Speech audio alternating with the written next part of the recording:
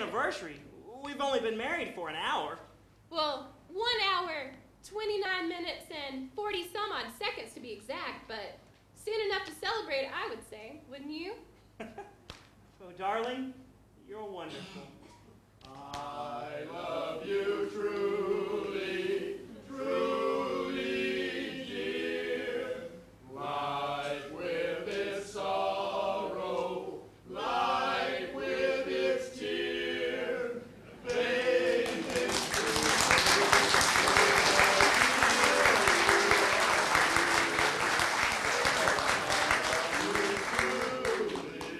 truly, dear.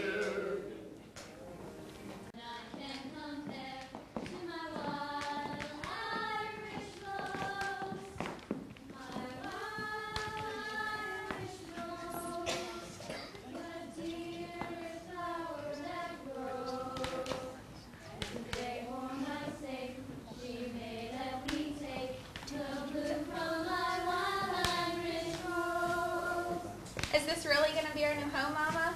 I can't wait to see our new room. Bread, so that this house may never know hunger. Salt, so that life may always have flavor. And wine, that joy and prosperity may reign forever. Enter the Martini Castle.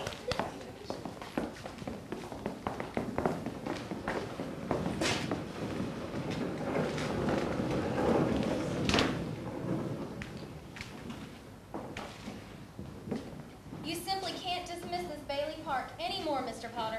It's cutting deeper and deeper into your rental profits. That Bailey family has been a boil on my neck long enough. Mr. Bailey has just arrived, sir. Good. Tell him to wait. Come on. As you know, he's built up a whole subdivision out next to the cemetery. Dozens and dozens of the prettiest little homes you ever saw. I'm thinking seriously of purchasing one myself. Don't you dare. The point is, Mr. Potter, 90% of those residents used to pay rent to you.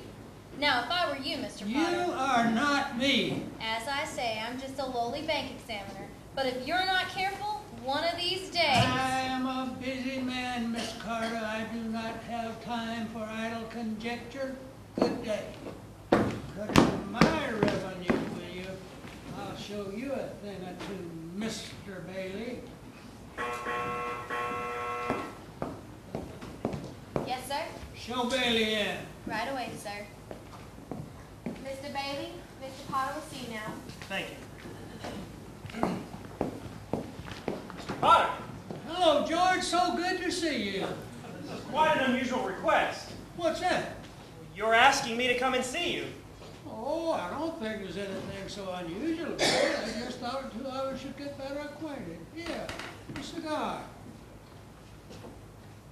Thank you, sir. Wow, this is quite a cigar. You like it? I'll send you a box. I realize we'll probably get to this sooner or later, Mr. Potter, but why exactly did you call me in here? That's what I like so much about you, George. I'm an old man and most people hate me, but I don't like them either, so that makes everything work out just about even. As you well know, I have been trying for a number of years to gain control of the Bailey Building and Lawn. And you also know that I have been failing in doing this. You have been stopping me. As a matter of fact, you have defeated me. And as anyone in this county can tell you, that takes quite some doing. And you take the recent depression, for instance. You and I were the only ones who kept our heads. You saved the building and lawn, and I saved all the rest. Most people say you stole all the rest.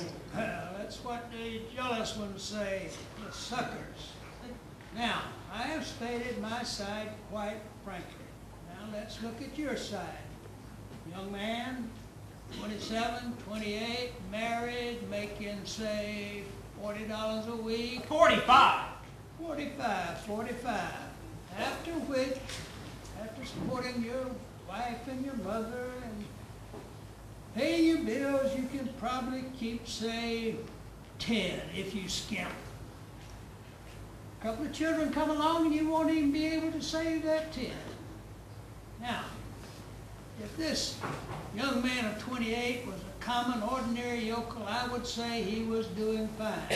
But George Bailey is not a common, ordinary yokel. He is an intelligent, smart, ambitious young man. A young man who hates his job, who hates a building and loan almost as much as I do. A young man who has been dying to get out on his own since the day he was born. A young man, the smartest one in the crowd, mind you,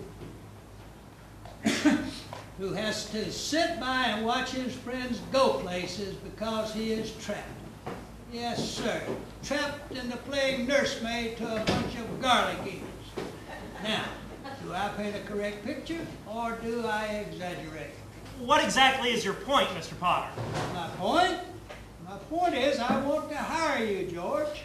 Hire me? That's right. I want you to manage my affairs, run my properties. I'll start you out at $20,000 a year.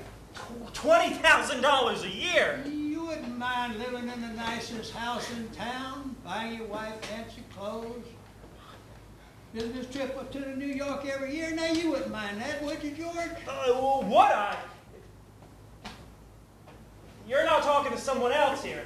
This is me, George Bailey. Oh, no, no. I'm talking about George Bailey, a young man whose ship has just come in, provided he has brains enough to climb aboard. What about the building and loan? Confound it, man. Are you afraid of success? I am offering you a 3-year contract starting at $30,000 a year. Now, is it a deal or isn't it? I know I ought to jump at the chance, Mr. Potter, but I don't know. I mean, could I have some time to think about it? Well, go ahead. Take a day. Go home and talk it over with your wife. I'd like that, sir. In the meantime, I'll draw up the papers. Fine, fine. Okay, George.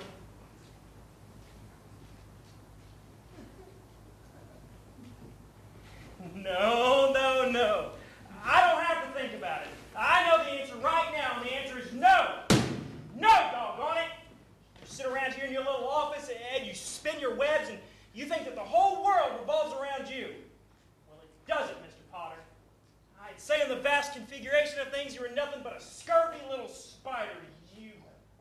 God. And that goes for you, too. That goes for you, too.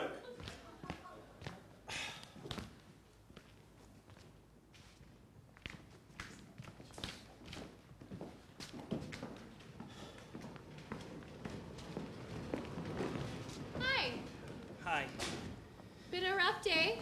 Mr. Potter, he's been on my back all day. Buffalo gals, won't you come out tonight? Won't you come out tonight? Won't you come out tonight? Mary Hatch, why in the world did you marry a guy like me? To keep from being an old maid? You could have married Sam Wainwright or anybody else in town. Well, I didn't want to marry anyone else in town. I wanted my baby to look just like you. I mean, we didn't even have a proper honeymoon. I promise you when I... Wait, your what? My baby. You mean... Mary, are you on the nest? Well, in a manner of speaking. Well, what is it, a boy or a girl? Oh.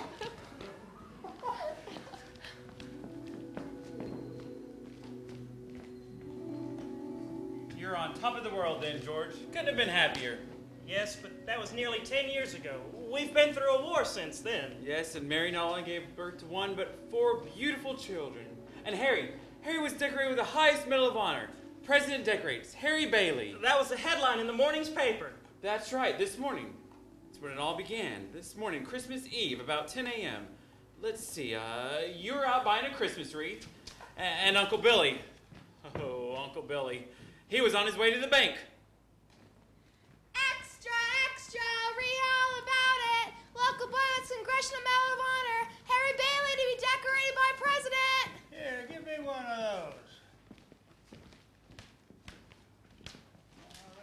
Bailey boys again. Extra, extra. Well, good morning, Mr. Potter. What's in the news? Well, President's Congressional Medal of Honor. Now, that couldn't be one of the Bailey boys. Now, could it? You just can't keep those Baileys down now, can you, Mr. Potter? What does Slacker George have to say about that? Oh, very jealous. Yep, he's very jealous. He popped 3 buttons off of his vest. Yep. You know, if Slacker George had been allowed to go, he would have won 2 of those medals. Yeah, I know. He's got a bad ear. That's right. That's exactly right. And some people, of course, like George, had to stay home. Not every heel was in Germany and Japan. Give me back my newspaper. Go buy your own if you want to drool over it. 'Tis the season to be jolly.